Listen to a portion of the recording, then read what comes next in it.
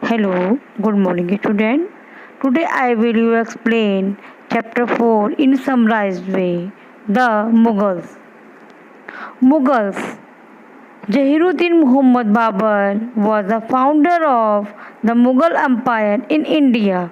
He traced his lineage to Timur on his father's side and Genghis Khan on his mother's side. At a young age of 11, he succeeded his father's to throne of the Fargana. As the ruler of Fargana, Babur was forced to defend his kingdom against foreign invasions. He captured Kabul in 1504 CE.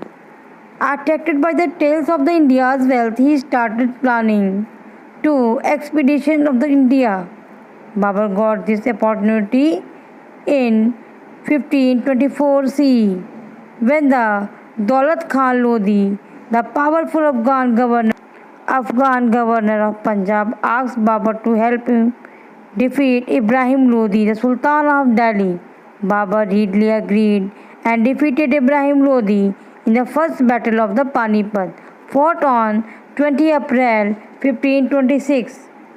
This victory made the Babur the master of the central India to lead the founding of the Mughal Empire in the Indian subcontinent. In order to further consolidate his empire, Babur defeated Rana Sanga, the ruler of Mewar, in the Battle of Khanwa in 1527 CE, which helped him establish his control over northern India.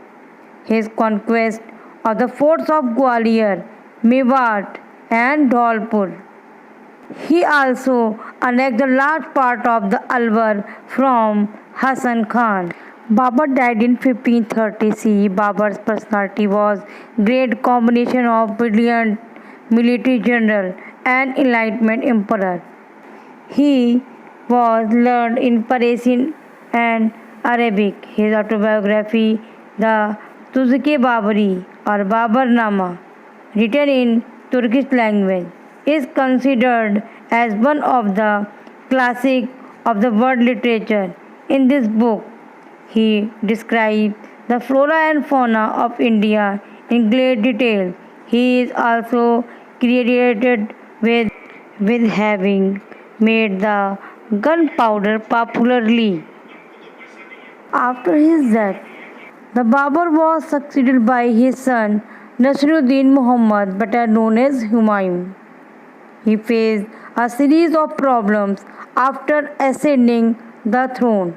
Humayun had to face the hostility of Afghans led by Sher Shah Suri and Bahadur Shah, the ruler of Gujarat. Though Humayun was initially successful against both of them, Bahadur Shah soon wrested back Gujarat and Malwa. Sher Shah proved to a more formidable enemy as he defeated Humayun in 1539 CE and 1540 respectively. These defeats forced Humayun to flee to Kabul and thereafter Persia. Sher Shah Suri, also called Sher Shah, was the son of a small Jagirdar from Jaunpur. His original name was Farid Khan. Sher Shah ruled a vast territory extending from river Jhelum to west to river Brahmaputra in the east and the Indus and the Himalayas in the north, excluding Kashmir, Malwa and Rajasthan to the river Narmada. The welfare of people was one of his prime concerns. Most of his reforms reflected his concern.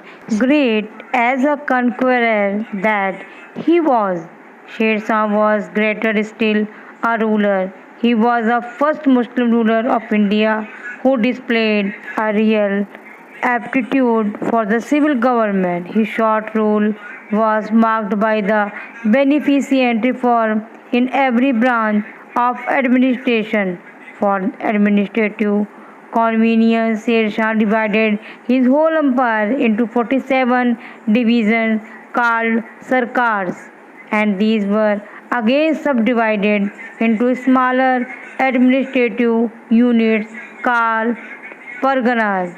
In the field of central administration, Sher Shah followed the Nath pattern.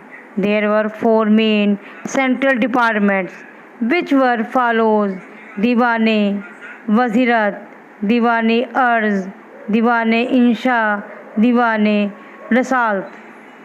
There were two important officials at the Sarkar level to maintain the law and order.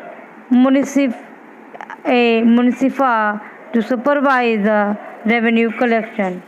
Three important officials at the Pargana level were Dar to maintain law and order, Amin to collect the revenue, Munsif to look after judicial matters. Sher Shah land revenue policy is an important landmark in history of Indian agrarian system. After a survey of the lands according to a uniform system, Sher Shah selected the land revenue directly with the tillers of the soil and fixed the state demand. Sher Shah's currency reform was extremely praiseworthy. He issued a large number of silver coins and abolished all old and mixed metal currency. His silver rupia, after the elimination of his institutions, was correct till 1835 and formed by the basis of the latter British Indian currency. He promoted the case of trade and commerce by the reducing the number of customs duty collection point to the just two. Shah Suri lost his life accidentally in 1545. Okay, thanks students and have a nice day.